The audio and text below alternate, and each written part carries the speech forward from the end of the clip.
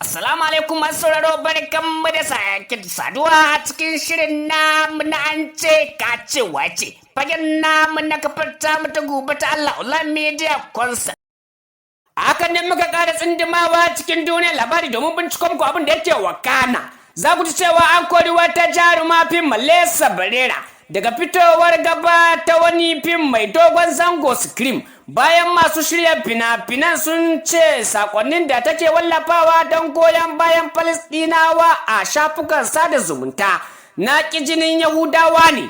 Tauraruwar akai-akai tana wallafa sakonni game da rikicin Isra'ila da Gaza, ciki har da wani sako da ta sake yadawa wanda ke zargin Isra'ila da aikata kisan kare dangi da shafe wata duniya a doron duniya.